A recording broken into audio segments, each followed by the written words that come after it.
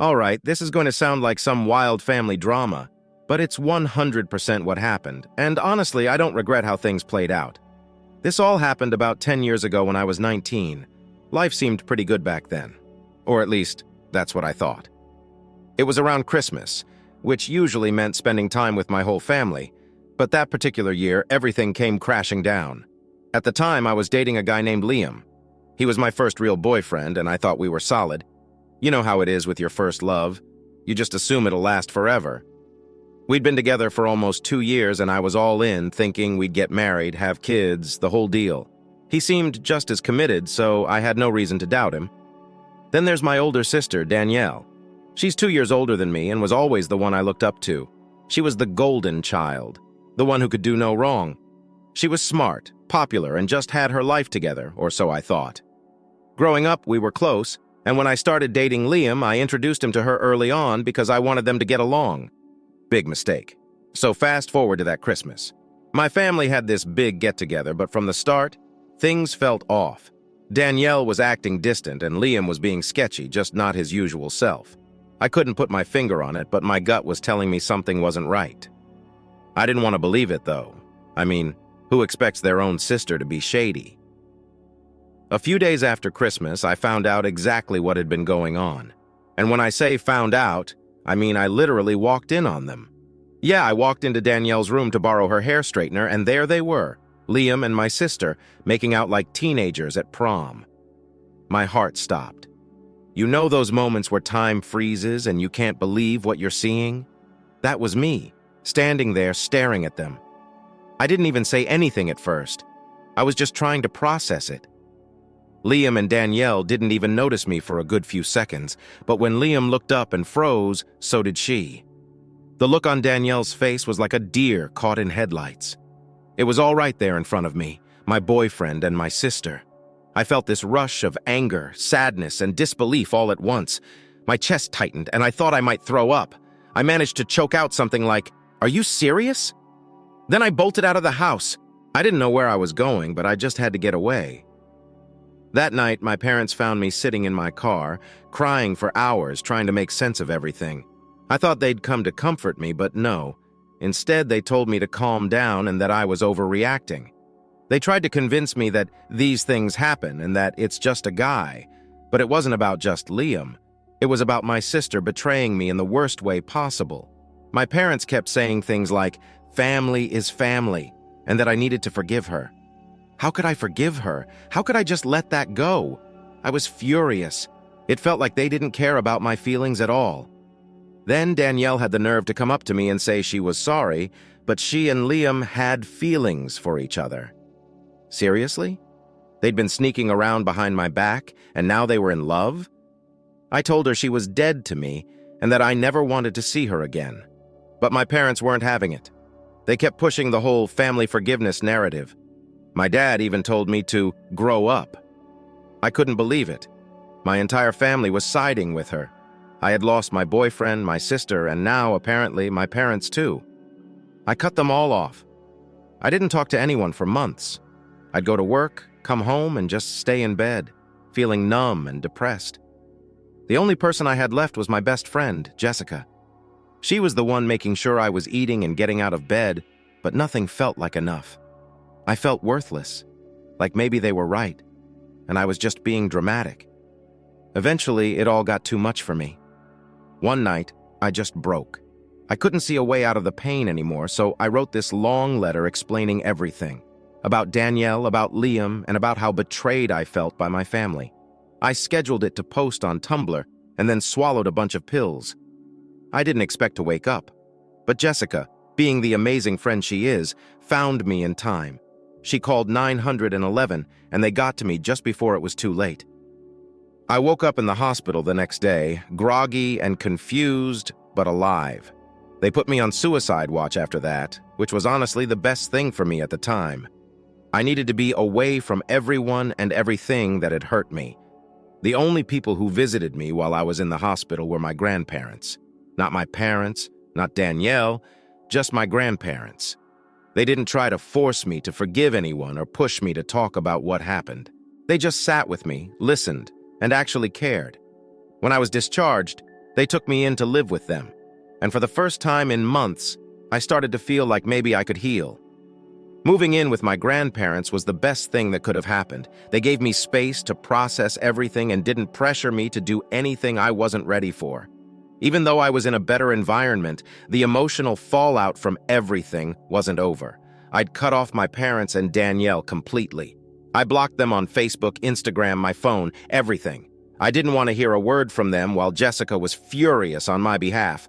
I didn't know it at the time, but she was planning her own revenge. One day, she texted me, "I did something and I think you'll like it." I had no idea what she was talking about, so I asked, "What did you do?" She said, "I shared your note, the one you scheduled on Tumblr. I made sure everyone saw it." I was shocked at first. I didn't want my dirty laundry aired out to the world, but the more I thought about it, the more I realized I didn't care. Why should I protect them when they don't care about how they hurt me?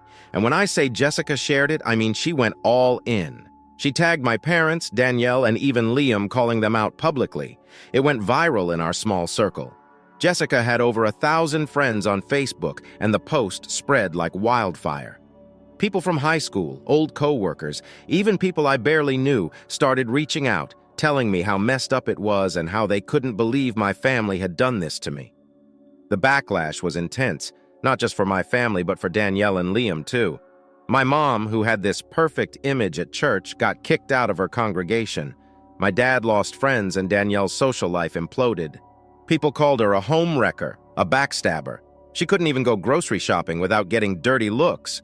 Liam wasn't off the hook either. His super religious family was mortified, and they sent him off to some retreat to find God. He and Danielle broke up shortly after. During all this, I was just trying to focus on healing. My grandparents got me into therapy, and I was starting to make some progress, slow but steady. I wasn't interested in the fallout from the post or the wreckage of my family's lives. But I won't lie, hearing about their misery gave me some sense of justice. After everything blew up and I moved in with my grandparents, I thought I was finally free of all the drama. I was really trying to rebuild my life, but no matter how hard I tried, it felt like my family's betrayal was always hanging over me. You don't just get over something like that. I was doing my best to move on, though. I had a new job, started making some new friends, and I even went back to school part-time to keep myself busy. But the reality was, no matter how much I tried to distract myself, the hurt never really went away. One night, I was mindlessly scrolling through Instagram, like we all do when we're just trying to avoid thinking about anything, and I came across a post from my cousin. It was a photo of a family reunion. Everyone was there, smiling, laughing, and having a great time. Everyone except me. I'll be honest, I didn't want to be at that reunion. There's no way I'd have gone even if they begged me, but still, seeing that photo hit me hard. It was like I didn't even exist to them anymore. They had just moved on without me, like I was never part of the family in the first place. It felt like I'd been erased. I ended up venting to Jessica about it the next day. She was, as always, totally supportive. "Screw them," she said. "You're better off without people like that. You've got your own life now, Dot." And she was right. I knew that. But it didn't stop the sting. It's not that I wanted to be back in their lives, but the fact that they'd all just moved on so easily, like nothing had ever happened, it hurt more than I expected. It was a reminder of how little I actually meant to them, but that wasn't even the worst part. A week later, out of nowhere, my dad called. Yeah, the same dad who told me to grow up after everything went down. I let it go to voicemail, of course, because there was no way I was dealing with that right then. When I listened to it later, though, I was shocked. He was practically begging me to talk to him. He said things like, "We've been thinking about you. We miss you and want to make things right, Dot." For a split second, I thought about calling him back. I thought, maybe, just maybe, they'd finally realized how much they hurt me. But then I remembered how they'd gaslighted me before, how they made me feel like I was the problem and I couldn't go through that again. So I blocked his number. Then my mom tried to reach out too. She sent this long email apologizing, but it was all vague. She never apologized for anything specific and never admitted any wrongdoing. It was all, "I'm sorry you feel hurt," and "We're family, and we need to come together." It didn't feel real at all. She just wanted to smooth things over without taking any responsibility for what happened. I didn't even bother responding. I forwarded the email to my therapist and deleted it. I wasn't going to get sucked back into their toxic mess. I'd finally started to get my life together, and I wasn't about to let them drag me down again. It's crazy how much better things got once I truly cut them off. I mean, it wasn't perfect. I still had bad days, but I was free. Free from worrying about what they thought of me. Free from bending over backward to make them happy. It was just me, living my life, focusing on the people who actually cared about me. Then something happened that really threw me for a loop. I was at the grocery store one afternoon, just picking up a few things when I ran into Danielle. Yeah, my sister, the last person I ever wanted to see. We hadn't spoken in over a year, and I wasn't planning to, but there she was, standing in the produce section, looking just as shocked as I was. For a moment, we just stared at each other. I was about to turn around and walk out, but she came over to me. She started talking really fast, like she was desperate to say everything before I could leave. She was crying, saying how much she regretted everything, how much she missed me, and how her life had fallen apart since I cut her off. Honestly, I didn't know what to say. Part of me wanted to just blow up at her, but another part of me, the part I wasn't expecting, actually felt a little sorry for her. She looked terrible, like life had really beaten her down since everything went to hell. But at the same time, it was too late. The damage was done. There was nothing she could say to make it right. I let her ramble for a while, standing there in the middle of the grocery store, until finally, I just told her, "I don't hate you, but I don't want you in my life." Then I walked away. She didn't try to stop me. She just stood there, crying while I left. It was strange because I expected that seeing her would make me angry, but it didn't. If anything, it made me realize how far I'd come. I wasn't that broken, devastated person anymore. Danielle and my parents didn't have power over me anymore. I was done. Truly done this time. After that, I didn't think about my family as much. It was like running into Danielle gave me the closure I didn't even know I needed. I wasn't constantly angry or bitter anymore. I was finally able to focus on my life, on the people who actually mattered. But then, just when I thought things were settling down, I got a call that stirred everything back up. It was a regular Friday night.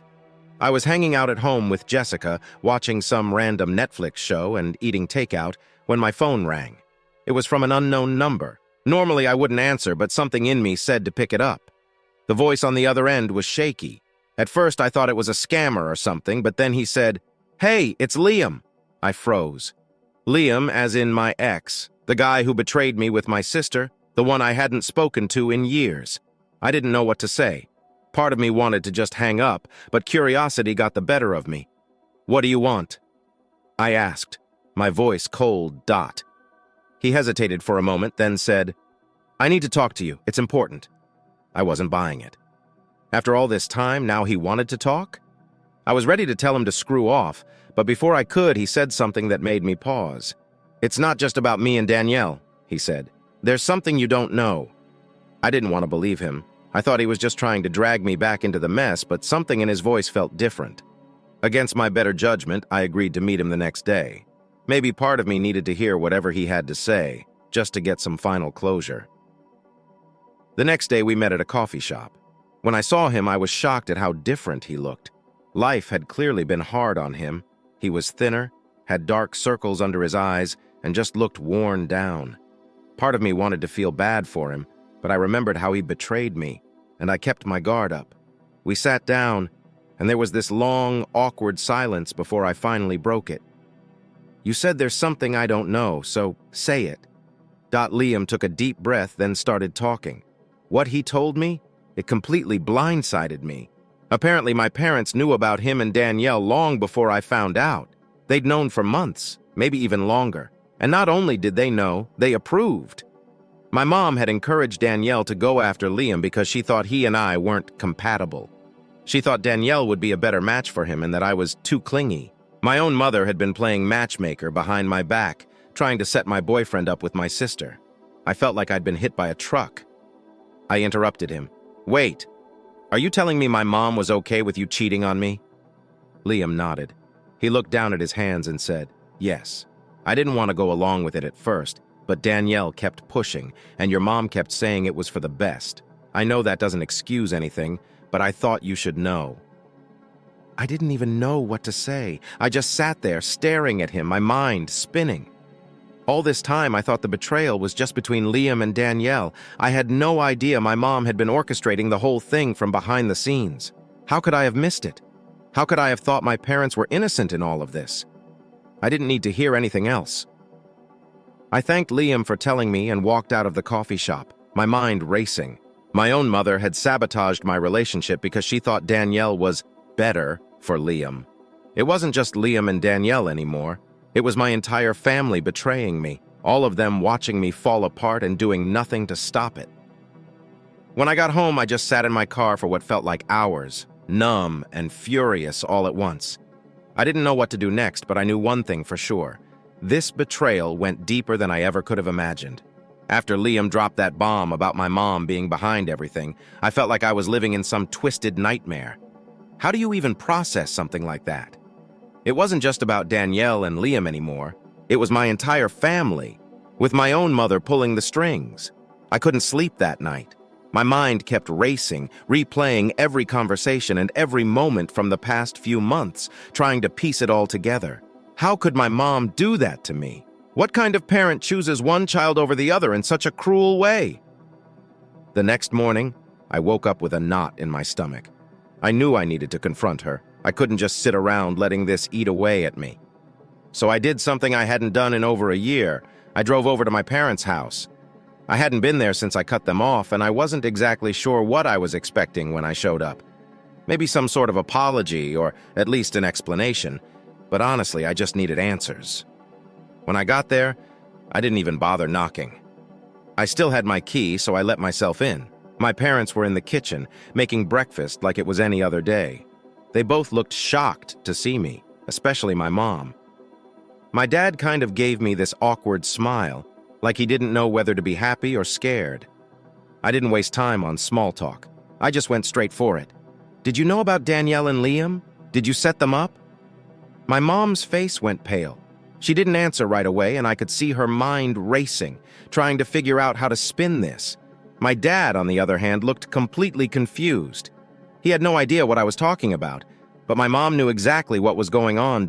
Why does that matter now? She finally said like it was no big deal, like it was just some minor thing from the past that didn't mean anything. I lost it. I slammed my hand down on the table and shouted, "Why does it matter? Are you serious? You ruined my life. You stood by and watched while I was falling apart, and you did nothing.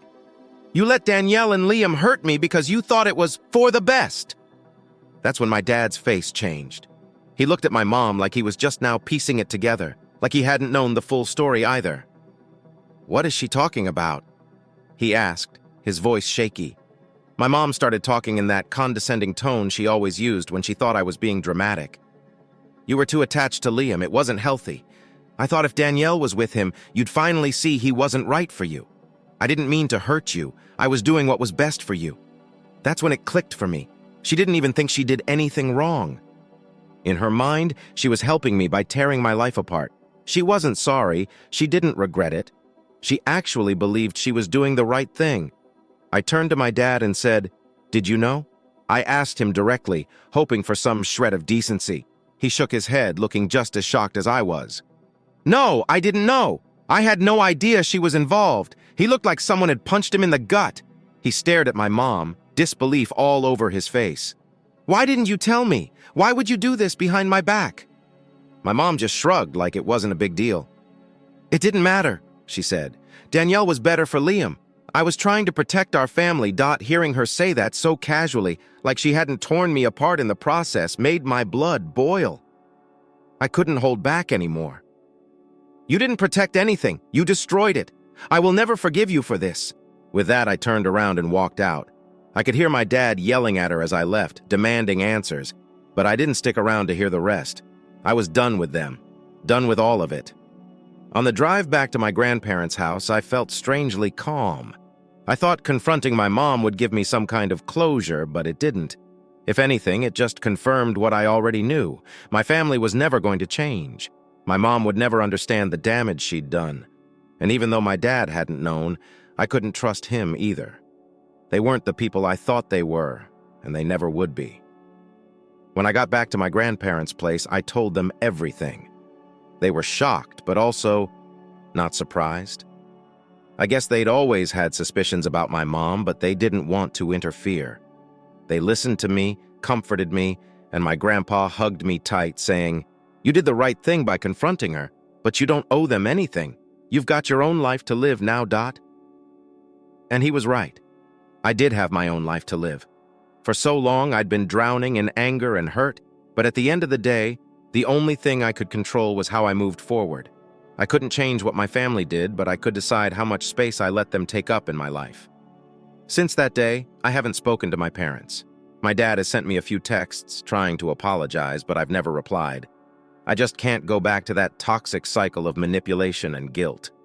As for Danielle, I haven't seen or heard from her since that day in the grocery store, and I'm okay with that. I don't need her in my life. Liam is just a ghost from my past now, someone I don't even think about anymore. What I've learned through all of this is that sometimes the people who are supposed to love you the most are the ones who can hurt you in ways you never expect. But that doesn't mean you have to keep letting them hurt you.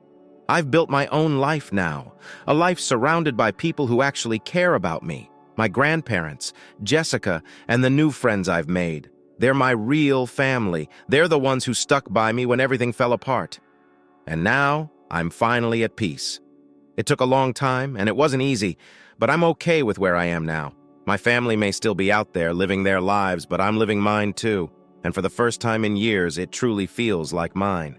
After confronting my mom and walking out of my parents' lives for good, I thought that was the end of it. I wasn't interested in what they were doing, how they were feeling, or if they even regretted anything. I had moved on, or at least I was doing my best to. But just because you cut someone out doesn't mean the weight of what they did disappears overnight. I had to carry that weight, but I was determined to do it on my own terms. Life with my grandparents had become my new normal, and honestly, it was the best thing that could have happened to me. They didn't push me to talk about my family or force me to forgive anyone. They just let me be, offering quiet support without expectations. I got back into a routine: work, school, hanging out with Jessica, and for the first time in what felt like forever, I started to feel like my own person again. I still had days where the anger and hurt would creep back in. I'd find myself thinking about my family, about how my mom could do something so cruel, about how my dad stood by and let it all happen. Even though I hadn't spoken to them since that confrontation, they were still living in the back of my mind like shadows I couldn't shake. But one day, something shifted. It was a random Tuesday afternoon, and I was at the park sitting on a bench with Jessica. We were talking about nothing in particular, probably some dumb reality show or whatever drama was happening in our friend group, when, out of nowhere, Jessica brought up my family. "You ever think you'll forgive them?" She asked casually, like she wasn't dropping a bomb into our conversation. I looked at her, kind of caught off guard. "Forgive them? For what?" She shrugged. "I don't know. Everything, I guess. I mean, you've come so far and you're stronger now, you know? Maybe forgiving them would give you some peace. That word, peace. It stuck with me. I'd spent so much time being angry, holding on to the betrayal, that I never even considered forgiveness as an option. But the more I thought about it, the more I realized something. I didn't need to forgive them for their sake. I didn't owe them anything. But maybe, just maybe, forgiving them was something I could do for myself. It wasn't about letting them back into my life or pretending like nothing happened. It wasn't even about forgetting what they did. It was about releasing the hold they still had over me, the power they didn't deserve anymore. So I sat with that thought for a while, letting it marinate. I wasn't sure I was ready to forgive them just yet, but I knew I was done letting them occupy so much space in my head. That was the first step. A few months later, I got some news that kind of shook everything up again. I was sitting in my room scrolling through Facebook, which I rarely use anymore, but sometimes I check in, and I saw a post from a family member, a distant cousin or something. It was a picture of my dad looking older, grayer, and sick. The caption was something about how he was going through treatment for cancer. I didn't know what to feel. My first reaction was numbness, like my brain didn't want to deal with it. But later that night, lying in bed, it hit me. My dad was sick, really sick, and here I was completely disconnected from him. Part of me felt like I should reach out, like this was the moment to try and rebuild something before it was too late.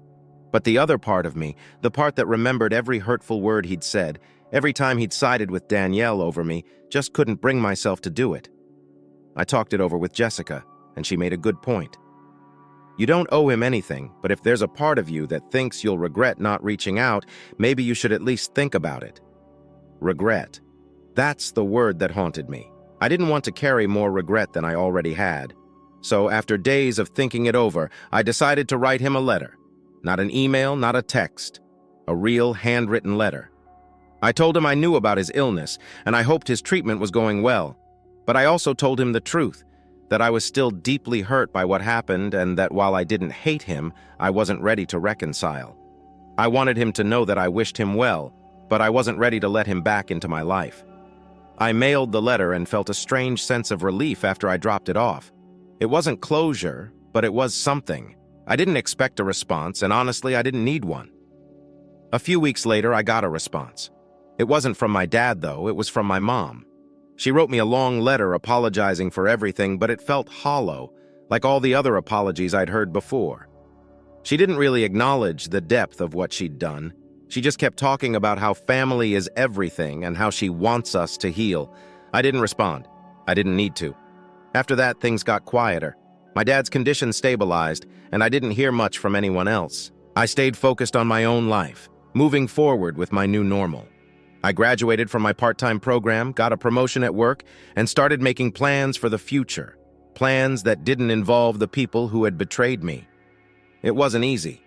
There were still moments when the pain would bubble up, but those moments became fewer and farther between. My grandparents continued to be my rock, and Jessica, as always, had my back. They were the family I chose, the people who truly cared about me. Looking back on everything now, I realize that forgiveness isn't a one-time thing. It's not something you decide and then magically feel better about. It's a process. It's about choosing every day not to let the people who hurt you define your future. I'm still working on it, and I probably will be for a long time. But I'm okay with that. I don't need a picture-perfect family or a storybook ending.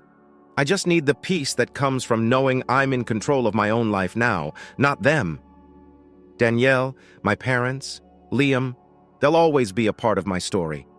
But they don't get to be the main characters anymore. That's my role now. And for the first time in my life, I'm writing my own story, on my own terms. That's all I ever needed. Story 2. This is unbelievable. It seemed as though my granny was speaking in code when she dropped the device. My parents left this home after they took my incredibly gifted brother because presumably I was the idiot they didn't want around. It feels like a ghost town now that I'm here alone. Is it even conceivable? Did my parents simply abandon me? In contrast, my grandmother lavished me with affection, delicious food, and the most contagious grins you could ever see. I learned to truly enjoy being accepted for who I am. My parents abruptly returned to my life after I'd been free for more than 20 years. After seeing my achievement as a reputable media researcher, they arrived. However, their intents were malevolent, and they approached me with a menacing smile. As I observed their desperate behavior and realized they had caused this, I could feel a boiling wrath rising within of me. It made me sick to my stomach to see them grinning wickedly, saying things like, "You're amazing," or yelling furiously about a daughter's obligation to help her parents. My thoughts were keen and my emotions bubbled over. These people had not altered at all. They believe that only their ideals are important, utilizing them as a pretext, keeping others out, and defending various forms of oppression without regard for the people they hurt. It's actually hilarious. They only come to me now when they are in need of anything. I won't hold back any longer, though. Since I've been paving my own way in life, I can no longer see people who have abandoned me as family. I have absolutely no relationship to them. The time had come for me to finally tell my parents what I thought. I formally announce our alienation and deny any claim to their inheritance. I'm a 28-year-old researcher named Sarah. I have loved playing outside since I was a kid. running through mud puddles and excavating in sand pits until I was totally coated in dirt. When my science instructor started talking about microbes, it all began. I was completely blown away by the idea of something that is invisible, yet nonetheless exists. Under a microscope, each of these objects had these bizarrely distinct appearances, despite the fact that they were undetectable to the human eye. I pleaded with my parents to get me a picture book from the shop since I was intrigued with finding things I had never seen before. But well, what do you know? That was still insufficient. I wasn't always able to use a microscope in school, and we didn't have one at home. Do you have any idea how disappointed I was? My teacher began describing these amazing microbes to us, including how they live in dirt and eat fallen leaves, because there were leaves in the mud everywhere. While researching the intriguing world of these little organisms, I couldn't help but become coated in muck. Why do you ruin your clothing every time, Sarah? How many times do I have to remind you? My mother would ask. My mother would be quite critical of me each time I came home with a tangle of clothes, But you know, while I was out playing, I had a tendency to ignore her cautions. In particular, she encouraged me to engage in more stereotypically feminine pursuits. Put on a dress because she would insist that you are a girl. It is simply inappropriate for girls to play outside, even if I adore the exact opposite type of play. That's how she ended up reprimanding me a lot. I also had problems in school because of my tendency to become so absorbed in something that I would forget everything else. My instructor would say things like this when she visited homes. Sarah regularly gets caught daydreaming and finds it difficult to concentrate in class. She loses focus easily and becomes sidetracked. My mother would apologize on my behalf, grin awkwardly, and then gently tell me to study and work hard, please. However, she would grasp my arm and launch into a high-pitched diatribe as soon as the instructor departed. I was unable to resist. I thought lessons were really boring. Teachers would frequently spit forth information in the lectures in a disorganized and confused manner. It became mind-numbing to just sit there and listen, and my mind would always go to more interesting subjects. My test results were inconsistent because that's how it felt. I struggled to get even in the 20s, but I aced certain examinations with almost flawless grades on other people. My report card appeared to be a roller coaster due to my unreliability. Having interests was encouraged by the teachers at school, even if it required putting in different amounts of work, as opposed to having no interest at all. However, it was very intolerable to my parents to have even one course with subpar scores. "A fool has no place in this house," they would mumble as they tossed my report card away in complete contempt. My parents never stopped boasting about their accomplishments. Having graduated from a prominent institution with demanding academic requirements, my mom, who taught at a very competitive high school, held her head high. She was adamant that the secret to a successful life was obtaining excellent marks and being accepted into a renowned institution. I couldn't help but observe that her uncompromising morals turned off some of the individuals around her. My mother either didn't notice or didn't appear to care, even if she were to be told. As well as the modern world, the reputation of the school from which you graduated is quite significant. A person is viewed as a bitter loser if they fail to understand the truth. If my mother had only been patronizing to others, it would have been simpler to deal with. But she went too far and was hostile to everyone who disagreed with her. Therefore, it was usually advisable to avoid any form of disagreement in order to maintain peace. My father was very much the same. After completing medical school, he worked as a medical researcher and published research articles. He often talked about his job at the university hospital. He was adamant that a person's worth was determined by their educational background, and he had no qualms about disparaging patients and professors from other departments because of their educational backgrounds. They saw my predicament as shamefully unsatisfactory. Regretfully, my brother was the total antithesis of who I was. As per our parents' hopes, he was the perfect child, always obedient and doing exceptionally well in school. He rewarded his accomplishments with fine apparel and opulent meals that were centered on nutrition. I was the exact opposite. My meals were frequently leftovers from my parents' and brother's dinners. My clothing were either hand-me-downs from my brother or too tiny. The likelihood of getting new clothes drastically decreased as I started to prefer outside activities over interior ones. My brother and I received varied treatment from our parents according to their ideals. My brother was always nice to me, though, and I still loved him. My brother was constantly cooped up at his study desk with his stack of workbooks, according to our parents' wishes. Even though he knew I wouldn't receive any special rewards, he still made time to help me with my studies and would even share his snacks. We both knew in our hearts that it wasn't the best idea to defy our parents. My parents' preoccupation with their own jobs and my brother's schooling reached its lowest point when I was 9 years old, slowly, they began to treat me as though I didn't exist at all. My parents stopped including me in the meals they made for my brother and themselves, and just urged me to get by on my own. They would lock me in my room and only let me out when they said I was doing my schoolwork. My brother was taking a bath. I would then wear whatever clean clothing I could locate and hunt for any food I could find in the refrigerator. My muddy, filthy clothing were often turned away. Oddly, a tablet would be set up nearby, playing a video on how to operate the washing machine, and I ended up learning how to do my own laundry, even when I tried to put them in the laundry and they were left on the floor. I recall seeing those movies and being relieved that no one made any remarks about my independence. I didn't see my parents at all on some days. When my parents did have time off, it was all devoted to my brother because they were always so busy with their jobs. There was no eye contact and no reaction to my attempts at conversation, even if we happened to walk past each other in the home.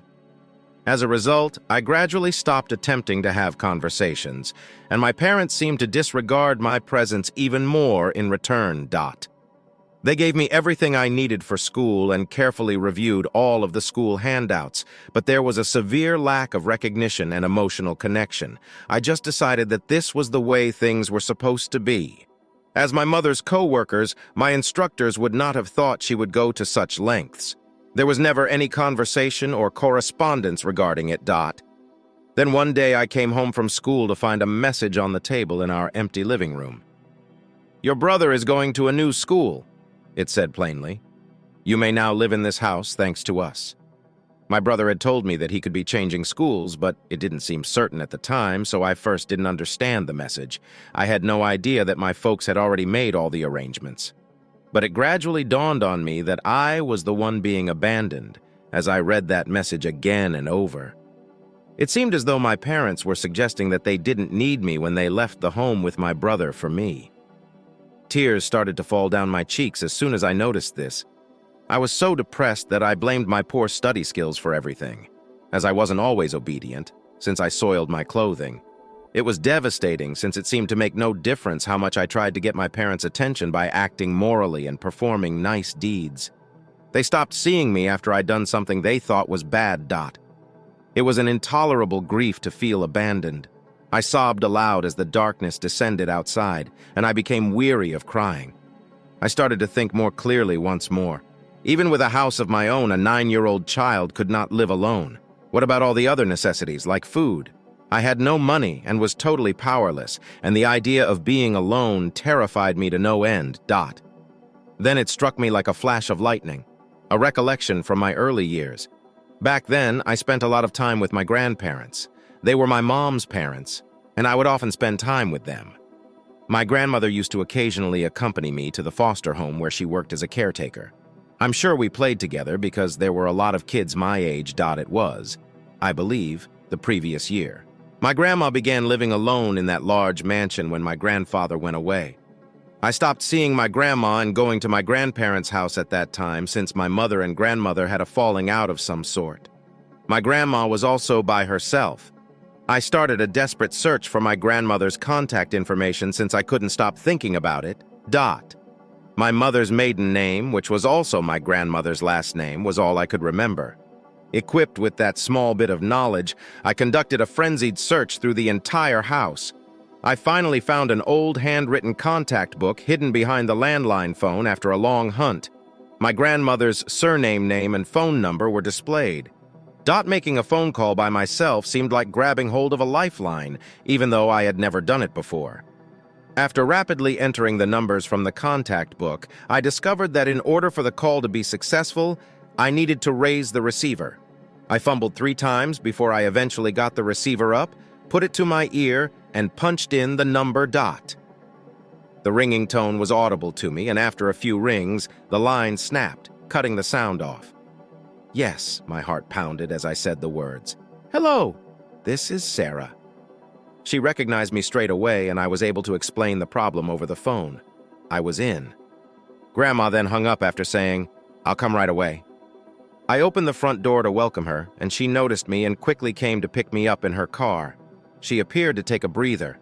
My ragged look must have startled her, but I was too relieved to notice. Right in front of me was the kind granny I recalled. I simply flung myself into her arms because I was so pleased. Both your hair and your attire are stunning. She gave me a firm hug. As she stroked my hair, Grandma said, she had such a soft touch. When my grandmother said those words, I felt a tremendous feeling of comfort. She patted my back and said, come on, get what you need and let's go to my place. I was being taken in by her to live with her. Yes, parents. They won't return, will they? I was hesitant for a second. I felt as though my final connections to my family would be severed if I left this house, even though I had cried a lot about feeling abandoned. However, a part of me continued to hold on to optimism. They didn't want me, and I'm just a dumb girl. Isn't it excellent, then? Grandma said. I stared up at her, not understanding what she was saying. Sarah, you're free now. You're at liberty. What are you craving? I'll be there. What are your desires? What are you interested in doing? Free, naturally. Since we'll be living together, we'll have certain fundamental guidelines, just to make sure that none of us has a difficult time or feels awful. All right, yes, you're free other from that. Do as much as you enjoy. Enjoy yourself. You can do it right now. I am warmed by what she said, being allowed to enjoy themselves. An excited expectation was forming inside of me, even though I wasn't really sure what that existence would be like. After that, I started going to a different school and lived with my grandmother. My grandmother lived in a small, quiet, rural community with a little school and few pupils, maybe due of its size. Everyone was nice to me, and being the new child was considered something new. Every student received individual attention from the professors, and I was spared the reprimands I had previously received. You enjoy certain things, Sarah. That's fantastic. Do some research on the topics that interest you. The library need to have books, but keep in mind that balance is crucial. In class, pay attention. Complete your assignments. After that, you can do anything you want. I was accepted by everybody. When I didn't grasp something, they clarified it for me. They did not refute my identity. I believe that I was never truly accepted for who I am previously. However, they have finally embraced me for who I am. I thus began to grin more and went closer to Grandma's house. For me, it was like a treasure trove. It was the location of buried woods and the discovery of ancient fossils. Furthermore, vestiges must still exist even if no significant excavation work was being done at the time. More than anything, I pondered what type of microbes had inhabited and functioned there. I was brewing a lot of questions and inquiries. I pondered the impacts and characteristics of the Earth's many strata. Did each stratum include a distinct species? I was eager to learn. I would witness mud-covered folks racing about and exploring every nook and cranny of that rustic environment every day.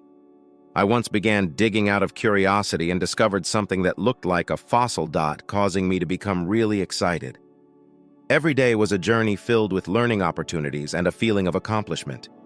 Naturally, I started to believe that this was what I wanted to accomplish for a very long time. I was abandoned by my parents 20 years ago. I was raised by my grandma and am currently 29 years old and employed in a biology research position. I spent 4 years in college after high school to obtain my bachelor's degree, and then I spent an additional 4 years pursuing master's and doctoral degrees. I obtained my PhD after successfully defending my thesis, and immediately after graduation, I was hired by a reputable research center. My grandma somehow contacted my mother shortly after taking me in and demanded that she cover the cost of my schooling and upkeep. My mother was hesitant, of course, but if she didn't do her part, grandmother threatened to call child services, the police, and a lawyer to sue her. Concerned about their image? With reluctance, my parents gave my grandma the bare minimum of money. Naturally, that wasn't enough to cover tuition. So I took advantage of honor student programs and grant-type scholarships to finish my education as soon as possible. I quote, am now working on projects like fossil excavation, which have long piqued my curiosity. Being aware of the land's antiquity and condition. Despite the fact that research institutes are notorious for their rigorous work schedules, which sometimes surpass 100 hours per month, my life became very gratifying, and I failed to discriminate between working hours and overtime. I used a range of techniques to find answers while doing my investigation, which was motivated only by my unquenchable curiosity. There never seemed to be enough time for the pure delight of education. Although several of my co-workers had quit because they could no longer work in this atmosphere, I found the job to be completely joyful and hardship-free. I consider it a compliment to be referred to as a cerebral and physical powerhouse at work. I enjoy the ability to explore my hobbies and learn new things in this employment because I had previously been denied the option to accomplish what I wanted and had my feelings dismissed. Since I was a little child, I have had a strong interest in something that frequently draws criticism from adults. However, I can now use this quality to my work with success. My grandma gave me advice on how to control this characteristic so that I could use it as a weapon. I thus learned how to study well, which raised my GPA. I was able to make the most of this quality in my research and performed well on my admission examinations. I worked best when I mentally prioritized and planned out several things and approached each one systematically. An amazing joy was brought about by the sensation of my brain operating at full capacity, nearly exploding, as I dug into data and discovered solutions. It was becoming more and more obvious that I was a great match for this position. Notably, I had just received an award from a prominent group for discovering and thoroughly comprehending the special roles of a rare microbe. I had discovered in the sand samples I examined while conducting a fossil excavation abroad. I was first intrigued by the reason this microbe was found in that specific layer. I discovered its crucial function in evolution as I worked to solve the puzzle, which prompted me to write and submit a study right away. This revelation took me overseas longer than I had anticipated, and I spent more time in meetings and media appearances that had nothing to do with my study. Just when I believed I could go back to the Institute to finish my other studies, however, I was able to go back to the States. The director rewarded me for laying out my intentions by ordering me to take a few days off. I made the decision to see my grandma because these occasions are uncommon and there isn't much else to do. So I left the airport and went directly to her apartment. Have you not been busy lately? Not really. The things that aren't related to work are more annoying. I caught a glimpse of you on television. That gathering, you had on such a pretty outfit. I was just done up and clothed without my will. Sarah, you appeared to be a totally different person than normal. I was simply worn out. The finest pumpkin stew is still Grandma's. That is wonderful to hear. Feel free to assist yourself if you want more, my grandmother generously offered when I got to her residence. I took a seat in the comfortable living room and had a cup of tea and her delectable pumpkin stew. Even though she was becoming older, my grandmother was still living alone in that house and was still quite active, as shown by her hard labor in the garden. I secretly wished that she would have a long and healthy life for many more years to come. I was deep in meditation when the doorbell rang. The mail. That's not common. My grandma got up and walked to the door. This has been a sparsely inhabited place since I was a child. Because they live so close, the neighbors, who are aware of each family's makeup, seldom ever utilize the intercom for visits. Delivery workers are still the only ones that attentively ring the doorbell. I wanted to know what may have been provided because my grandma never shops online. I could hear the front door opening and the scrape of her slippers on the floor. I assumed that Grandma would return as soon as she had the item, but she took some time to do so. Rather, there appeared to be some noise at the doorway. I chose to walk to the door myself after noticing the tense mood. Sarah. I heard my name being called behind my turning grandma as I walked out of the living room and glanced down the hallway to the door. A woman and a guy were standing at the door, and it was she who yelled my name. "I'm so happy I wanted to see you, Sarah." She gestured for me to come closer. I didn't identify them at first. Ultimately, I hadn't seen them in 20 long years. My mother and father, both of whom were rather elderly, were the ones in front of me, frantically yelling my name while grinning strainedly. For what reason are they present? What are they seeking? They left me 20 years ago, and I haven't spoken to them since. David and you don't have a face, Laura. Sarah. My grandma became agitated with my mother. Mom, just keep out of it. My kid is named Sarah. You never behaved in a parental manner. You dare, Sarah. Let's celebrate. Come on over, Dot. You did a good job. Together, my parents yelled as they watched my parents' disturbance. I discovered they were aware of my most recent honor. The only relationship they had with me was through my grandma, and they most likely didn't anticipate my presence. Due to a combination of poor luck and pure good fortune, they came here and discovered me. Hold it down. The neighbors are being bothered by you. My parents tensed up and shut their jaws when I said that strongly. They appeared to have some awareness of their ridiculous actions. I'll keep you out of the home. Just give a brief explanation of your purpose. I'll immediately contact the cops if you continue to cause any noise or disruption. Now, when I ask them to speak, they do. After exchanging looks, my parents began to tell their story. They clarified that once my brother started college, things changed for him. As our parents hoped, he was able to get accepted to one of the best institutions. But once he got there, he was exposed to a whole different set of values than the ones our parents had taught him.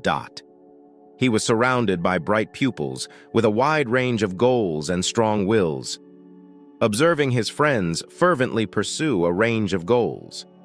My brother thus developed a resentment towards our parents' overemphasis on educational qualifications and started to doubt the intellectual elitism he had been brought up with.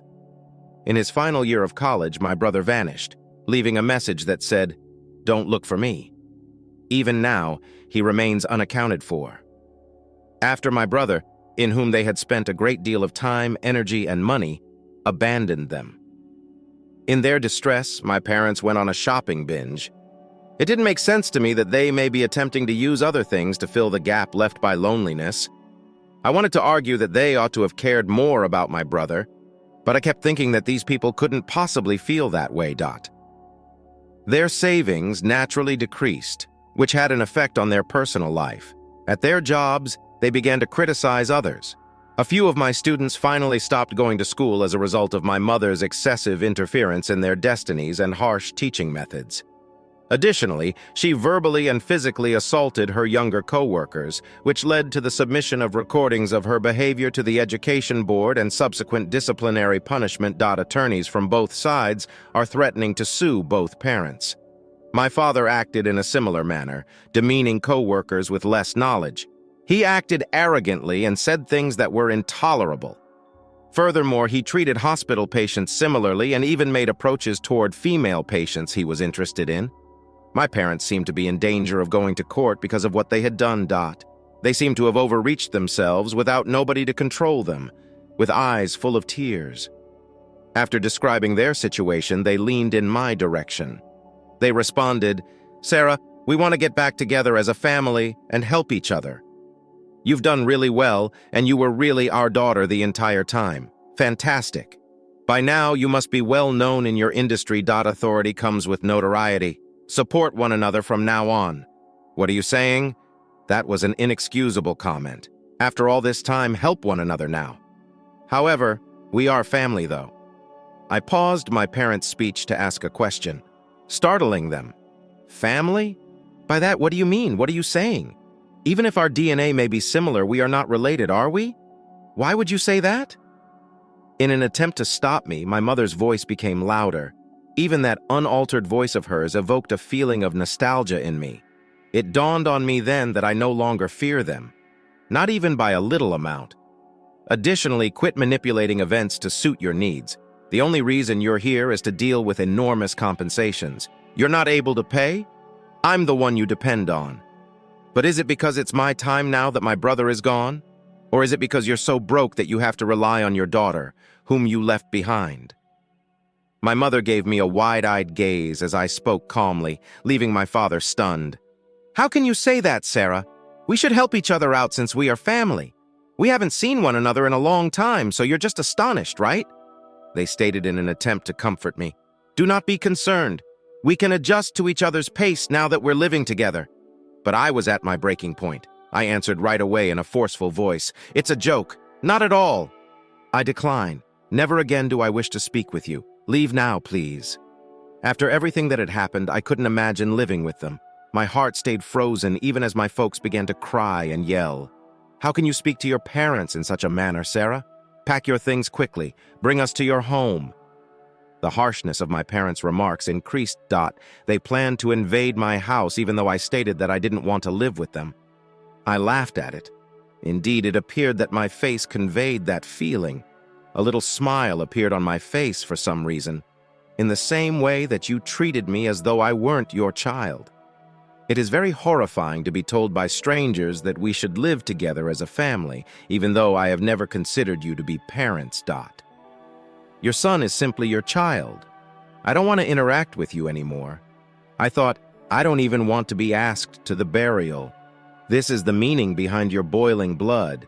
It seemed like my blood pressure was rising and my stomach was getting hotter, but my thoughts was strangely calm in spite of the chaos in my body. My thoughts seemed to be softly being carried by a pleasant breeze. I had been thinking about this for quite some time.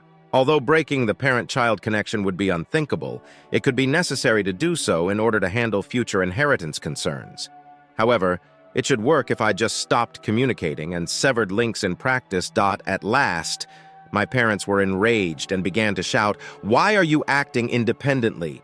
Who, in your opinion, covered all costs? Physicians have a duty to assist their parents. How ungrateful do you sound? Do you realize that?" My parents started shouting again, and all I could do was sigh. How could I explain to them, I wondered? Do you really believe that you can claim to be parents just by providing financial support? "Calmly," my granny said. She was totally correct, in my opinion.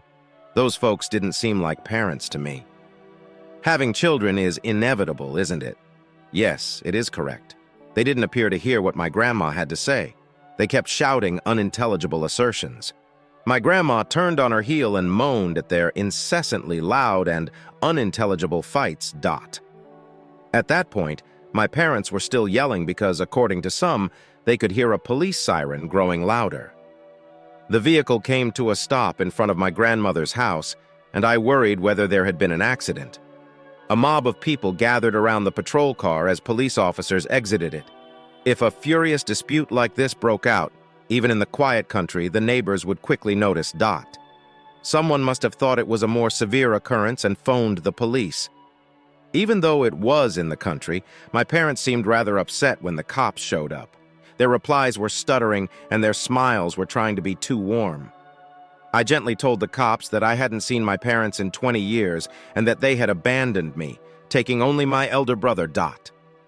They declared their want to cohabitate. Everyone around us began to whisper. My parents gave me a stern look, but their reaction made it seem more plausible. We secured all the doors and closed the front door while the police officers kept my parents away. My parents didn't visit the house later, as was to be anticipated. My neighbors told me that my parents, who seemed like pleasant people, spoke with the police for a long before leaving, as if nothing had occurred. Days went by after that, but my parents were nowhere to be found. Even the neighbors appear to be watching, although it appears that neither of them has approached this location. Perhaps they came to see me just as a last resort. I had to get back home before the vacation was up, and I had already unwinded a bit when my grandmother's house was visited once more. Hello, Sarah. It's been a while. I was hailed by my older brother. His hair was long and loosely pulled up, and he was tanned by the sun. The smile on his face as he called my name allowed me to identify him. My brother, who had vanished some years ago and hadn't been heard from for a number of years, stood at the door. I took my brother into the living room and sat down to listen to the specifics while catching up with some of his college pals. After learning of our parents' abnormalities, my brother, who worked part-time, carefully waited for a chance to leave that house. He had saved up enough money, and he departed the nation when the time was appropriate. As he traveled the world, he wanted to see different people in different places. He claimed to have taken a lot of pictures while working locally, and to have shared them on social media. He was asked if he wanted to create a photographic business by a publishing company. In return for their giving him photographic work, he accepted the offer. He had returned to the United States after a number of years because of this. I happened to see you on the news when I was in Rome. Sarah. Oh, from the time I received the prize. Yes, you got it. Grandma was mentioned in that interview. Remember, I wanted to see Granny, which is why I came back to the States. However, there was another explanation. My brother said, I wanted to find you, Sarah. As he looked me in the eyes, his light-hearted laughing abruptly gave place to a solemn, straightened stance. I sincerely apologize for anything that occurred in the past. Sarah. Why are you now saying this? It's not abrupt. Every time I've seen you, I've wanted to apologize.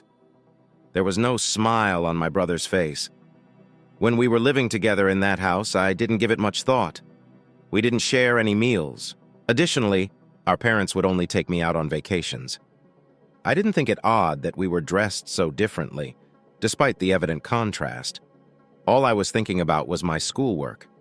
And at the time, I assumed that we were simply typical siblings playing together. He shook his head, gripping his palms on his knees and furrowing his forehead. I told the people in my college class that I had a sister. Relating anecdotes from our history. They reacted with a mixture of astonishment and amazement. That's when I realized that you had every reason to be angry with me. My brother acknowledged that as soon as I left home, I ought to have gone to apologize. I should have done it sooner rather than later. I really apologize for living a carefree life when you were going through so much. He looked down. As soon as I left home, I really ought to have gone to apologize. I apologize, though, for delaying it until now. I apologize for assuming that your normal existence was the norm. When you were going through a really difficult period, his sincere apologies.